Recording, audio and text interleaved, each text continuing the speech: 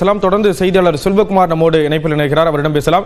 செல்வகுமார், உங்க கைவசம் என்ன தகவல்கள் இருக்குது இந்த பேரணி தொடர்பாக? இந்த பேரணி தொடர்பான முக்கியத்துவத்தை நீங்க பகிர்ந்துக்கலாம். இந்திய ராணுவத்திற்கு வலு சேர்க்கிற வகையில், அவர்களை பெருமைப்படுத்தும் வகையில் முதலமைச்சர் மு.க. ஸ்டாலின் தலைமையில் இந்த பேரணி தற்போது நடைபெற்றுக் கொண்டிருக்கிறது. டிஜிபி அலுவலகத்தில் இருந்து தீவுத்திடல் வரையிலும் சுமார் 4.5 கிலோமீட்டர் தூரம் முதலமைச்சர் தலைமையில் இந்த பேரணி நடந்து வரக்கூடிய ஒரு காட்சியை நாம் பார்த்துக் கொண்டிருக்கிறோம். இதற்காக பல்வேறு பாதுகாப்பு ஏற்பாடுகளும் செய்யப்பட்டிருக்கின்றன. கடற்கரை சாலையில் போக்குவரத்து நிறுத்தப்பட்டிருக்கிறது. சுமார் 2 மணி நேரம் இந்த நிகழ்வு நடைபெறும் என்று எதிர்பார்க்கப்படுகிறது. தீவுத்திடலில் போர் நினைவு சின்னம் அமைந்துள்ள பகுதியில் உயிரிழந்த ராணுவ வீரர்களுக்கு மரியாதை செலுத்தப்படக்கூடிய நிகழ்வும் உறுதிமொழி எடுக்கும் நிகழ்வும் நடைபெற இருக்கிறது. எனவே கட்சி வேறுபாடுகளை கடந்து அனைத்து கட்சி தலைவர்கள், பொதுமக்கள் என ஒட்டுமொத்தமாக இந்திய ராணுவத்திற்கு மரியாதை செலுத்தும், கௌரவப்படுத்தும் ஒரு நிகழ்வாக இந்த அணிவகுப்பாக பார்க்கப்படுகிறது. 10 இடங்களில் மருத்துவ முகாம்கள் இதற்காக அமைக்கப்பட்டிருக்கின்றன. 200 இடங்களில் நிழற்கூடங்கள், 70 இடங்களில் குடிநீர் தொட்டிகள், 50 இடங்களில் கழிப்பிட வசதி, 15 ஆம்புலன்ஸ் வாகனங்கள் என எந்த பிரச்சனையும் இல்லாமல் இந்த பேரணியை நடத்துவதற்கு காவல்துறையும் மாநகராட்சி மற்றும் பல்வேறு துறைகளும் இணைந்து இந்த ஏற்பாடுகளை செய்து கொண்டிருக்கின்றன. எனவே ஒரு இந்திய ராணுவத்திற்கு தமிழ்நாடு அரசின் சார்பில் செய்யப்படும் மிகப்பெரிய ஒரு மரியாதையாக பார்க்கப்படுகிறது. கண்டிப்பா செல்வகுமார், இப்போ பேரணியில பங்கெடுத்துக்கூடியவங்களுக்காக என்னென்ன ஏற்பாடுகள்லாம் செய்யப்பட்டிருக்கு அப்படிங்கிற தகவல்களை பகிர்ந்துக்கிட்டீங்க. அதே போல போக்குவரத்தில் என்ன மாதிரியான மாற்றங்கள் செய்யப்பட்டிருக்கு? போக்குவரத்தில் சென்னை சாந்தோமில் இருந்து வரக்கூடிய வாகனங்கள் அப்படியே இடது பக்கமாக திருப்பி விடப்பட்டு சிட்டி சென்டர் வழியாக செல்கின்றன. அதே போன்று தலைமைச் செயலகம் வழியாக வரக்கூடிய வாகனங்கள் அந்த நேரடியாக போர் நினைவு சின்னம் வராமல் அதற்கு முன்னதாகவே சென்னை மருத்துவக் கல்லூரி வழியாக பேருந்துகள் மற்றும் போக்குவரத்து திருப்பி விடப்பட்டிருக்கக்கூடிய ஒரு சூழல். மெரினா கடற்கரையை பொறுத்த மட்டில் மக்கள் கூட்டம் அதிகமாக இருக்கிறது. சனிக்கிழமை, அதுவும் கோடை விடுமுறை என்பதால் மக்கள் கூட்டம் அதிகமாக இருப்பதால் வரக்கூடியவர்கள் அங்கிருந்தே நடந்து வரக்கூடிய ஒரு சூழல் தான் இருந்து கொண்டிருக்கிறது. எனவே சுமார் 2 மணி நேரத்திற்கு கடற்கரை சாலையில் போக்குவரத்தில் மாற்றம் இருக்கும் என்று எதிர்பார்க்கப்படுகிறது. நிகழ்ச்சி முடிந்த பிறகு வழக்கம் போல் இதில் போக்குவரத்து தொடங்குவதற்கான சூழல் காணப்படும். ஸ்ரீராம்.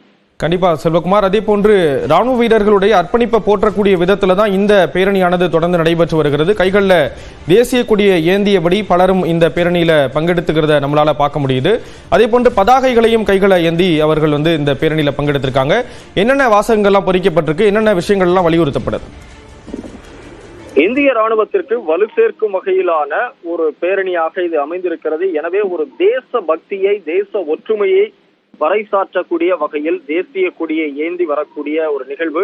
இதில் பொதுமக்கள், மாணவ மாணவிகள் உள்ளிட்ட பலரும் பங்கேற்றிருக்கிறார்கள். எனவே இது ஒரு அரசியல் கட்சிகள் சார்ந்த ஒரு பேரணியாக இல்லாமல் ஒட்டுமொத்த தமிழ்நாடும் உங்கள் பக்கம் நிற்கிறது, இந்திய ராணுவத்திற்கு நாங்கள் கைகோர்த்து நிற்கிறோம், உங்கள் பக்கத்தில் நாங்கள் எந்நாளும் இருப்போம் என்பதை சொல்லும் விதமாகத்தான் இந்த தேசிய கொடியோடு வரக்கூடிய காட்சிகளை பார்க்கலாம்.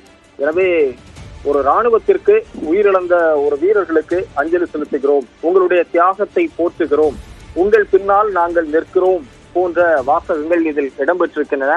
எனவே ஒட்டுமொத்த தமிழ்நாடும் ஒரு சல்யூட் சொல்லும் வகையில், இந்திய ராணுவத்திற்கு சல்யூட் சொல்லக்கூடிய வகையில் இந்த பேரணி அமைந்திருக்கிறது. எந்த மாநிலமும் இதுவரை முன்னெடுக்காத ஒரு சூழ்நிலையில் தமிழ்நாடு முதல் முறையாக இந்த பேரணியை நடத்தி வருவதும் உன்னிப்பாக கவனிக்கப்படக்கூடிய நிகழ்வாக இருக்கிறது. ஸ்ரீராம். ஓகே செல்வகுமார், அதே போன்ற இந்த பேரணி போர் நினைவு சின்னத்தில் முடிவடையும் அப்படின்னு குறிப்பிட்டிருக்காங்க. இன்னும் எவ்வளவு தூரம் எடுக்கும் இந்த போர் நினைவு சின்னத்தை அடைவதற்கு? அங்க என்னென்ன ஏற்பாடுகள்லாம் செய்யப்பட்டிருக்கு, என்னென்ன மாதிரியான நிகழ்வுகள் நடக்க இருக்கு?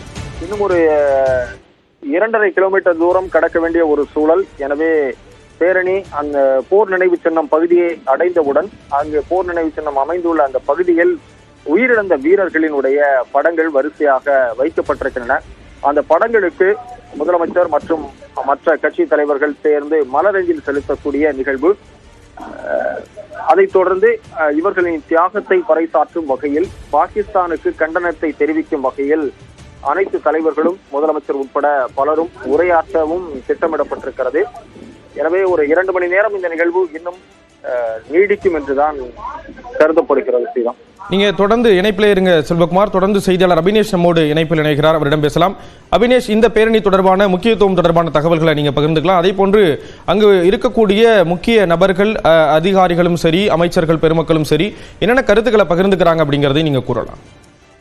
முதலமைச்சர் மு.க. ஸ்டாலின் தலைமையில பாகிஸ்தான் அரசுக்கு, பாகிஸ்தான் நாட்டிற்கு கண்டனம் தெரிவிக்கக்கூடிய வகையிலும், இந்திய ராணுவத்துக்கு வலு சேர்க்கக்கூடிய வகையிலும், துணை இருக்கக்கூடிய வகையிலும், இந்திய ராணுவத்திற்கு ஆதரவு தெரிவிக்கக்கூடிய வகையிலும் முதலமைச்சர் மு.க. ஸ்டாலின் தலைமையில் சென்னை கடற்கரை சாலை, அதாவது காமராஜர் சாலையில் இருக்கக்கூடிய டிஜிபி அலுவலகத்திலிருந்து ஒரு அமைதி பேரணி என்பது முதலமைச்சர் மு.க. ஸ்டாலின் தலைமையில தொடங்கி நடைபெற்று வருகிறது.